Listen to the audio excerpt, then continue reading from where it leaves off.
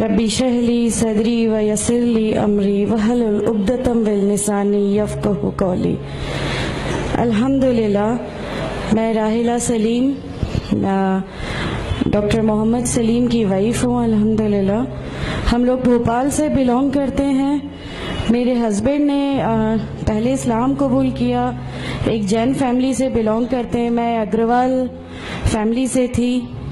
मेरा पुराना नाम मानसी अग्रवाल था और मेरे हस्बैंड ने जब इस्लाम कबूल किया तो मेरे लिए मेरी लाइफ का बहुत एक शॉकिंग इंसिडेंट था। मैंने फर्स्ट टाइम किसी को पहली बार देखे, मैंने किसी को नमाज पढ़ते हुए देखा। मैंने अचानक ही अक्सर करके एक पर्टिकुलर टाइम होता था और ये घर से कहीं चले जाते थे और मैं इनसे पूछती थी कि आप कहाँ जाते हैं, तो ये रिप्लाई करते थे this is none of your business, you have to do your job. तो मैं भी खामोश हो जाती थी। बाकी मेरे फादर इन लॉ से अक्सर इनकी डिबेट और सब कुछ हुआ करता था, बट मुझे नहीं समझ में आता था कि ये डिबेट क्या है, ये लोग किस बात पे इतना ज़्यादा, मतलब इनका डिबेट इतना एग्रेसिव मूवमेंट्स पे कैसे आ जाता है। तो बाकी फिर एक धीरे धीरे जब मुझे ये इस्लाम के पहले तो ये लोग नहीं बताए, बट फर्स्ट टाइम जब मैंने इनका फजर की नमाज थी और अचानक मेरी नींद खुली और मैंने इनको नमाज पढ़ते हुए देखा। मैंने इनसे पूछा कि आप क्या नमाज पढ़ रहे हैं, क्योंकि सिर्फ टेलीविजन पे देखा था कि हाँ ऐसे जो करते हैं वो नमाज के एक्शंस हैं। मैंने इनसे पूछा कि आप नमाज पढ़ रहे हैं, इन्होंने कहा कि हाँ मैं नमाज पढ़ रहा हूँ। मैंने बिल्कुल देर नहीं की मेरे फादर इन लॉ को बताने में। मैं रूम से बाहर निकल के और मैंने सबसे पहले उनको बताया कि पापा जी आज ही इनको मैंने नमाज पढ़ते हुए देखा।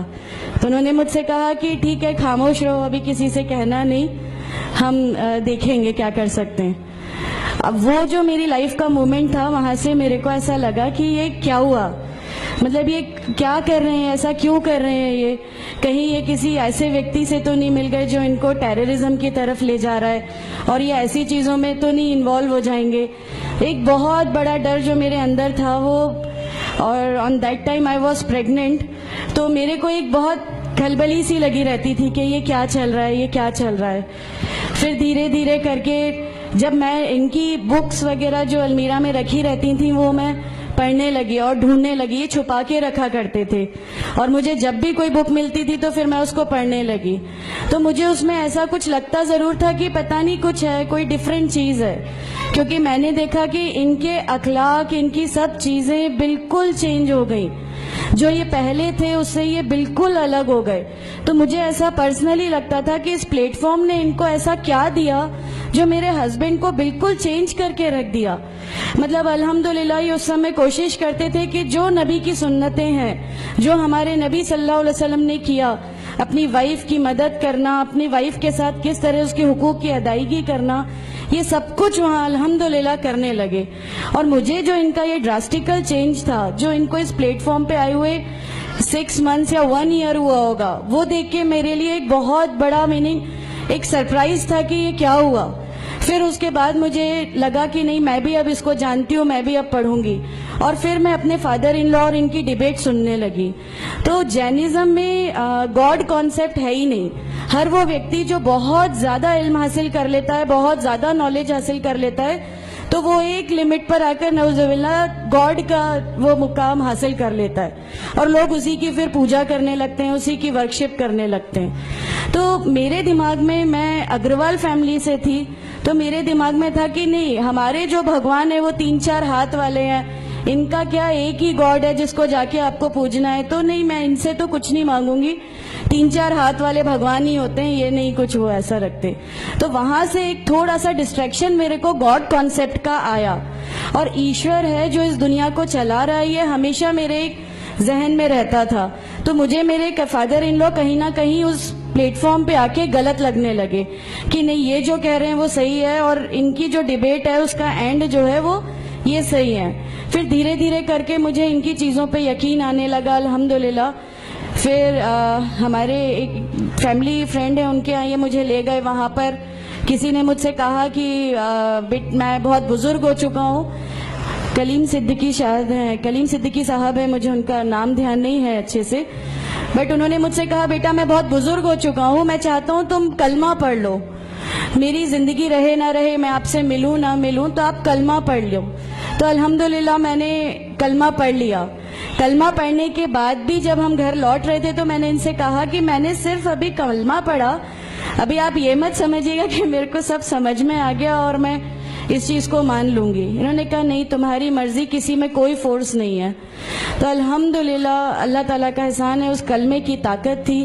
और ये हमेशा कहते थे तुम्हें कोई दुआ मांगनी है तो तहज्जुद में मांगा करो। तहज्जुद का जो टाइम होता है वो बहुत कीमती होता है और उसमें अल्लाह ताला सबकी दुआएं कबूल करता है। इन्होंने मुझे एक दुआ सिखाई थी कि तुम एक दुआ मांगो कि या मेरे रब, अगर मेरा हस्बैंड गलत रास्ते पर है तो उसको सही रास्ते पे ले आ, और अगर मैं गलत रास्ते पे हूं तो मुझे सही रास्ता दिखा दे। अल्हम्दुलिल्लाह मैं ये दुआ कंटिन्यू मांगती थी।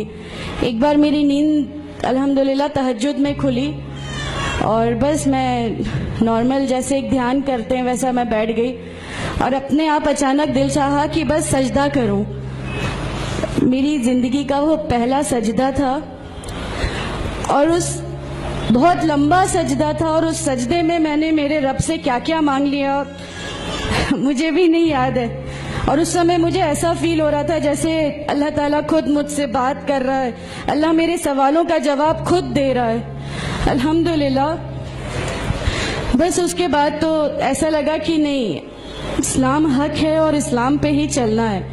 उसके बाद फिर बहुत सारी परेशानियां लाइफ में आई, सब कुछ आया, बट अल्हम्दुलिल्लाह अल्लाह का एहसान है कि अल्लाह ताला ने हर परेशानी, हर चीज को ऐसे ले लिया कि हम लोगों को कभी एहसास ही नहीं होने दिया कि ये कोई परेशानी थी।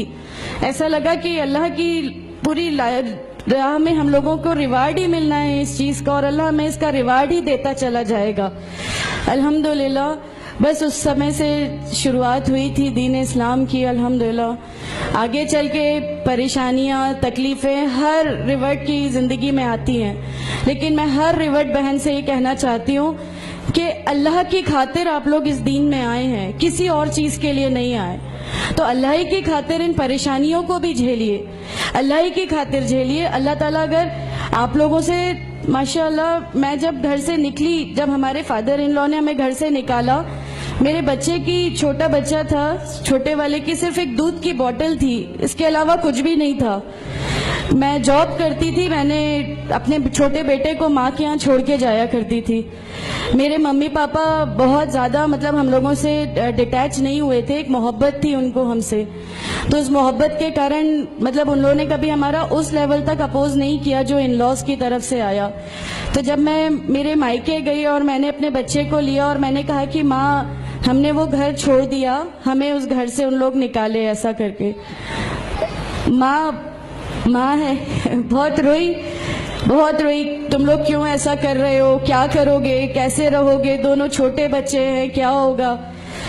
मैंने कहा कि माँ आप सिर्फ एक माँ हो ना, वो मुझे 70 माँओं के बराबर मोहब्बत करता है। तो जो रब मुझे मेरी 70 माँओं के बराबर मोहब्बत करता है वो कैसे इस दुनिया में मुझे रुसवा कर सकता है। सिर्फ एक छोटा सा ये विश्वास था। अल्हम्दुलिल्लाह उस विश्वास को रखते हुए सारी चीजें, सब परेशानियां ऐसे अल्लाह ताला ने ले ली कि उसका मेरे पास कोई मतलब कहने के लिए भी शब्द नहीं है। अल्हम्दुलिल्लाह। और मैं आप लोगों से सबसे गुजारिश करती हूँ, और अगर अल्लाह ने मुझे आप लोगों की एक ऐसी बहन बना दिया जो आपकी परेशानियां, आपकी हर उसमें, हमारा घर, हमारी सब कुछ अल्हम्दुलिल्लाह आपके लिए है, क्योंकि हम लोग ठान के बैठे हैं हमारा जीना मरना, हमारी नमाजें, हमारा सब कुछ सिर्फ अल्लाह के लिए है और यहीं से यही लेके हमको जाना है, कोई जवाब हमें नहीं मिलेगी। अस्सलामु अलैकुम व रहमतुल्लाहि व बरकातहू।